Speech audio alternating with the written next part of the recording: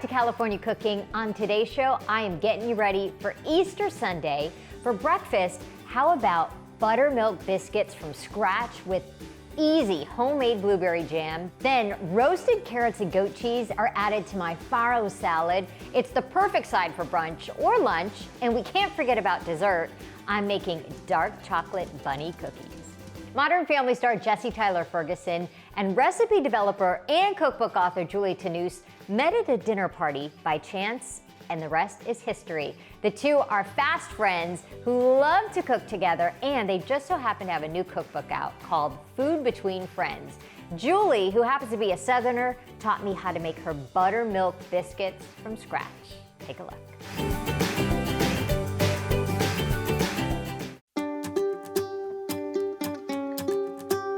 Hi, Julie.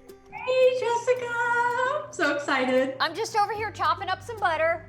You're doing a great job. I got this book delivered to my house, and it's Food Between Friends with you and Jessie Tyler Ferguson, who everybody, of course, knows from Modern Family, but I remember you telling me how you two met, which I think is a cute story. We met at a dinner party, a pop-up dinner party that neither of us wanted to be at. So I went to this dinner party alone.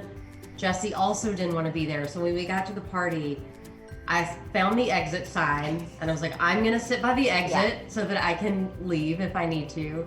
And Jessie also sat by the exit sign. So we ended up, of course there was like he brought two buffers, his husband and friend. Yeah. And there was an empty chair and no one was gonna sit by the celebrity. Right. Oh, I guess I'm gonna have to take this chair. What am I gonna talk to this guy about? You know. And I cracked the joke. The dinner was put on by the Spring Street Social Society. Mm-hmm. So I cracked the joke and said, I'm having Spring Street social anxiety. And Jessie laughed, ended up moving his chair beside me, and it was like love at first sight. Look at your little family, your husband and your kids. So what this book represents is your being from the South, Jessie is from the Southwest. So you kind of bring these recipes, right, that are important to you.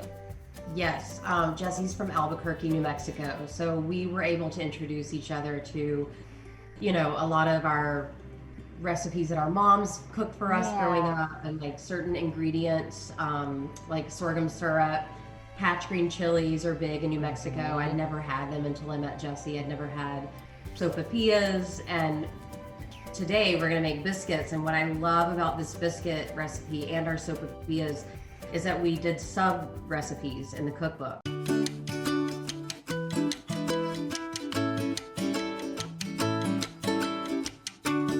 I have never made a homemade biscuit. This might horrify you, but when growing up, we did the Pillsbury pop the container and make a biscuit. Yeah. I love the pop sound. Exactly, pop. So this is a real treat to learn how to make a biscuit. We've got our dry ingredients mixed. So we've got flour, all-purpose flour, baking powder, kosher salt, and then just a pinch of sugar. And then we've got some cold butter that's diced about ½ inch thick. The key with these biscuits is you want your buttermilk and your butter to be very cold. So we've got our dry ingredients whisked thoroughly here, and we're gonna add our butter. So I like to just pinch the butter to incorporate it. This is a great task for kids. Oh, yeah. What we're looking for is for it to look like coarse meal. Yeah, it really is a hand workout here, an arm workout. Yeah, so it's like a sandy kind of thing. Yeah, exactly. Now I like to just add half the buttermilk to start. Your measurements might be off one day, so I always just start out with half and just gently fold this a few times. Once you add liquid, the dry ingredients, you don't want to overmix. Right, because then things get tough, yeah? Yeah, so then I'm gonna add the rest of the buttermilk. And this dough, it's a shaggy wet dough. And it may, when we dump it on the counter, people think, oh my God, this isn't gonna work, but it's gonna come together. Okay. Very important that we flour our workspace here. I'm gonna just dump this out. And again, don't worry if it doesn't look like it's coming together because we're gonna pull it together. Just kind of want to knead it a few times, pull it together, pull all those scraggly pieces together. And then when it feels like, you could somewhat lift it and it would stay together, you're ready to start rolling. Yeah. Yeah, great. Okay. I like to flour my rolling pin too. We're gonna roll this to about 1 inch thick. It'll be about a 9 by 13 inch rectangle.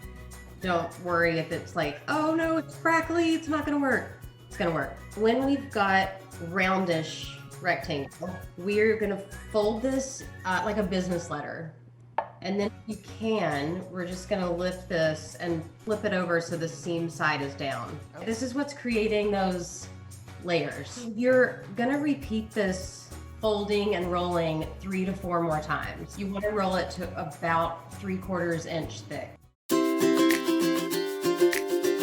I think I got there. And honestly, my arms hurt, my shoulders. I mean, that says a lot about my fitness level right now, but it's true. To you, you're a very nice shape there. I'm kind of misshapen, but it doesn't matter. It's all good. You want to get about 12 biscuits. Mm-hmm. Don't worry about these corner pieces. Okay. If they're rounded, it doesn't matter what shape your biscuit is. It's still going to taste delicious. I like to use a sheet tray lined with foil. Okay. I think it gives the bottom of the biscuit, it makes them a little bit browner. Oh, interesting. Like. Okay. So we're gonna pop these on our sheet tray, brush the tops with even more butter. And then they're gonna bake for about 20 to 25 minutes in a 375-degree oven. Julie, this was my test batch from last night. Without you walking me through it, oh, look at those layers. Jessica, those are beautiful. This kind of looks legit. Cheers. Cheers. Should we taste a biscuit? These taste like, since I've never made real ones at home, when I go to a good restaurant with homemade biscuits. I'm so happy that I taught you how to make biscuits. While we're waiting, because they only take about 20 minutes to cook, I'm gonna make a few different things that you can quickly put together, and it's a fun topping for your biscuits. So I'm gonna make a maple orange butter to go on our biscuits, and it's super easy, and it just adds a little something special. So I have 2 oranges or tangerines, whatever you have, and I'm gonna grate those into some room temperature butter, some maple syrup, a few glugs. I'm going to just add a little pinch of salt. And into the mixer, if you have a hand mixer, fine. There we go. Done. Maple orange butter in another bowl. While I was waiting for the biscuits, it literally took 10 minutes to make homemade blueberry jam. Frozen blueberries, stick them in a pot, medium-high heat, some sugar. I have squeezed an orange in there and just let it boil away for 10 minutes, and you've got homemade jam. Now all we need are biscuits. Is this not a perfect biscuit? Look at the flaky layers from all, I'll try a little with butter. Thanks, Julie. Oh my gosh, were those biscuits good? And they were a hit. I brought in breakfast sandwiches for Frank, Mark, and Sam, and they loved them. And Julie's right, it's all about folding that dough multiple times so you get those nice flaky layers. Thanks, Julie. Coming up, he's the co-founder of the super successful makeup line Too Faced Cosmetics, and he also happens to love baking. I'm making chocolate bunny cookies with Jerrod Blandino, but first, I'm making a side dish that screams spring with roasted carrots and goat cheese, perfect for your Easter lunch.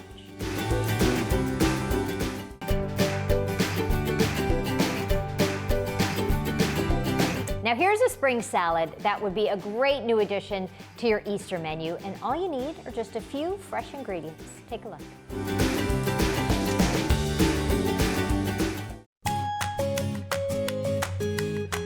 I've got a little farro back here on the pot, and it boils for 30 minutes, and it's a wheat. It's like a pearl bulgur wheat kind of a thing.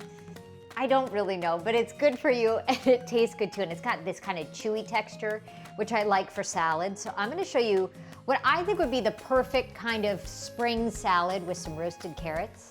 And I think it'll be pretty. So I'm gonna drain this, cooking in salted water for about 30 minutes. I'll give you a better look. I'm sure you've probably had that before in different kind of salads and things. So when it's warm is when I like to add some flavorings to it. So I'm gonna add a little bit of butter, some red wine vinegar, some salt, pepper, olive oil. I'm gonna mix that together, and that's all gonna soak up all those flavors because it's nice and warm. So while this sits, I've got these beautiful spring multicolored, tricolored carrots that are so pretty. So I've got the oven on 425, and I'm just gonna roast these. Pretty simple, olive oil, salt and pepper. Put them on a baking sheet, and I love the purple ones, but if you go to the farmer's market, the grocery store has these too, but look at how beautiful. So we're gonna roast those up. It's one of those dishes I think that would be beautiful for Easter Sunday because of the carrots. I'm gonna put a little mint and goat cheese in there. Or also, for a weeknight, serve this with, a grilled chicken or something. Perfect.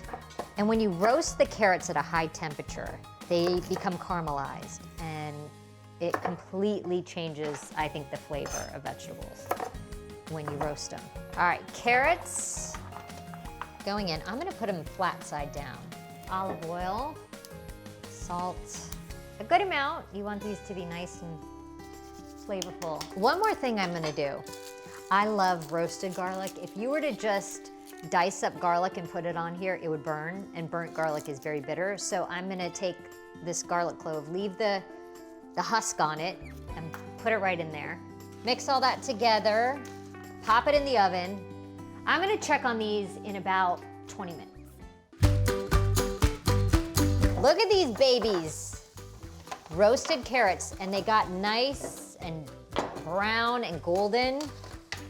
That's what you want. Here's how you do the dish. Very simple. You got our farro, you've got the vinegar, the olive oil, little butter, salt and pepper, goat cheese, crumbled goat cheese. Crumble it into the bowl. And at this point, the farro's cooled down. If it was hot, it would melt. So you want to cool it down before you add the goat cheese. I'm gonna do about half of this. We've got some fresh mint. And let's give that a little chop. The mint goes in. So we'll give it a stir. Break up our goat cheese, and then you put it on. I'm gonna plate it as if it was something special, right? Like I said, maybe Easter Sunday, I think this would be so pretty. Oh, here's our roasted garlic too. See, it's nice and creamy. That's when it's not bitter, it's not strong, it's just so delicious when you can roast garlic. So I'm just gonna take a few cloves and chop it up. Add it around. These gorgeous carrots. Look at the color on that, so pretty. I'm just gonna place them around. And they're soft, but they're not mushy. I think a little more goat cheese crumbled on top. There's no easy way to crumble goat cheese. It's kind of messy. And then I always like to top a little green on top. So a few more sprigs of mint, and there you go. Voila, spring on a plate. That salad is super easy and healthy, but more importantly, it is delicious. If you want the recipe, check us out on Instagram at KTLA California Cooking. Coming up, if you're looking to decorate some cookies with the kids this Easter, how about chocolate bunny cookies? That's coming up next.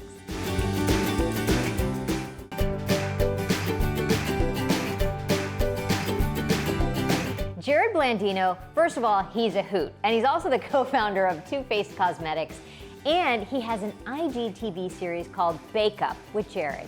I joined him in the kitchen to make these cute chocolate bunny cookies.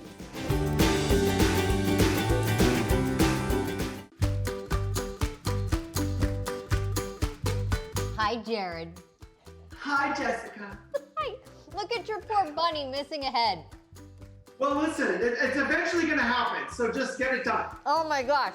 I'm eating your cookies because they're so good. How are you?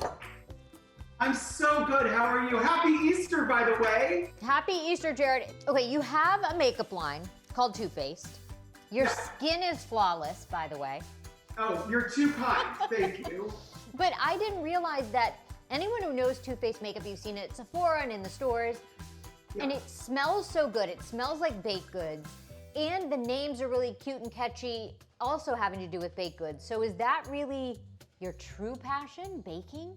It actually really came from the original thing that I ever created that had a bakery kind of component to it was our bronzers, our chocolate bronzers. And that kind of happened organically through me getting a facial in Hawaii. And on the menu was a chocolate facial. I said, tell me about that, you know? And I discovered that cocoa powder is one of the most potent antioxidants on the planet and very hydrating. So that kind of got me into what else could I use, you know? And I created the peach palette that broke the internet based on the juicy, beautiful nuances of that California peach, right? Yeah. So I'm inspired by food to create beauty. I'm inspired by beauty to create baking. And it's this really beautiful, creative, artistic outlet for me. And I love it so much. And you can see me bake on my Instagram account at Jerrod Blandino. Yeah. Every Saturday, Jessica, show up. You pull up into my kitchen. We're gonna gossip, have a good time, and bake a little. You bake and dance at the same time. Why not? Listen, and there's a little champagne off camera. Nobody cares. What are some of the things that you like to bake when you hold these kind of baking classes? You know, it really is absolutely anything. I like to keep it, uncomplicated. Yeah. Because in the end, it's good enough. It isn't about being perfect. It's not about 500 ingredients. It's about kind of staples we've got in our kitchen, getting together, having a good time, learning something, doing it together. Yep. And at the end, you have a little delicious treat to share with people. It's a little piece of your heart. Exactly. Now, did you come up with this idea, during us kind of being at home more and people wanting to cook more and bake more? Is that where the idea came from? Obviously, I'm known for creating cosmetics and beautiful products. And when I kind of, like all of us, we had a moment to pause and slow down, and we were trapped or welcomed into spending more time in our homes, I discovered my pretty kitchen actually had an oven. And I was using it for storage. And I thought, what can I do? And one of my great friends is named Rosanna Pansino. She's one of the biggest YouTube stars that bakes and does these amazing bakes. And she invited me to her home one day during Christmas, and we baked my favorite cookie, which was gingerbread. And I fell in love with the creative process. And this is what I'm so excited about. Yeah. You know that traditional chocolate Easter bunny that we always got in our Easter basket? Well, I thought, how can I put a twist on that? And we're gonna create our cookie version of that. Our chocolate Easter bunny cookies. I love it. And I thought it was such a cute idea when I saw the picture of your chocolate Easter bunny. It was big, and it looked like your chocolate bunny that Mom used to put in the bath. Look at Right? So cute, so fun. And guys, it's super simple. Show me what you do. The first thing I did is I whipped 2 sticks of butter with 1 cup of sugar in my bowl, and I added 2 eggs one at a time. You want to add the eggs one at a time. I always thought, dump them in, right? Right. Why are we wasting time? Right. You want those eggs to be incorporated and to melt into that butter and into that sugar to create one new thing. And it's very scientific. I don't know why it works, but you got to do it. Don't you feel smart and pretty when you're baking? Because we're doing science.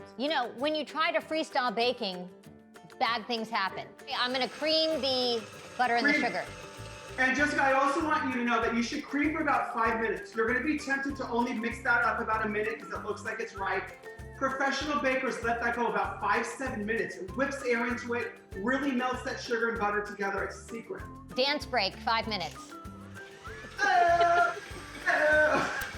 And then we're gonna take 3 cups of all-purpose flour, 1 cup of cocoa, use the best cocoa you can find, 1/2 teaspoon of baking soda, 1/2 teaspoon of salt. And we're gonna mix those together in a separate bowl. And then we're gonna add the dry to the wet. And we're gonna just put spoonfuls in, and we're gonna mix it together to create our dough. Once you do that, you get this beautiful, rich, chocolatey dough. We're gonna pop that into the refrigerator for about 2 hours. Or you can pop it into your freezer for about 20-25 minutes. We want it really, really chilled.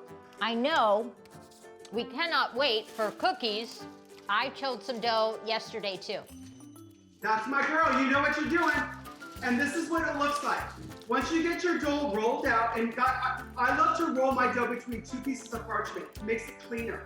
Now, Jerrod, you know what else I did? Because you know how sometimes you want to get cookie cutters and then let's say you don't have the time or you don't want to invest.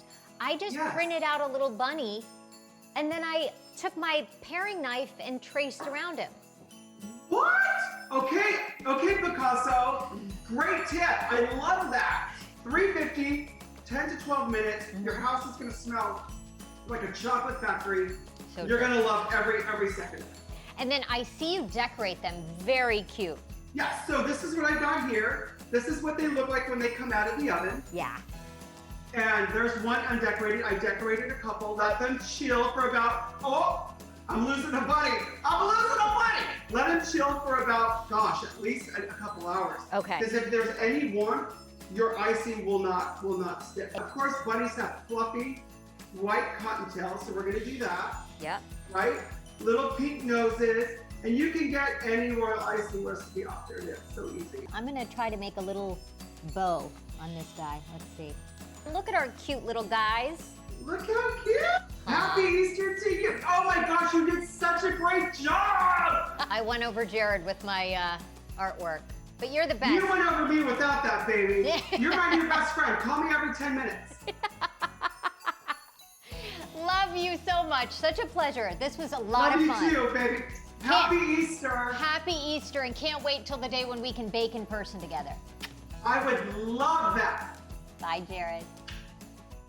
Oh, I had so much fun with Jerrod, and Levi loved those chocolate bunny cookies, especially the giant one I made. Well, that does it for us. Hope you guys have a happy Easter, and we'll see you next week.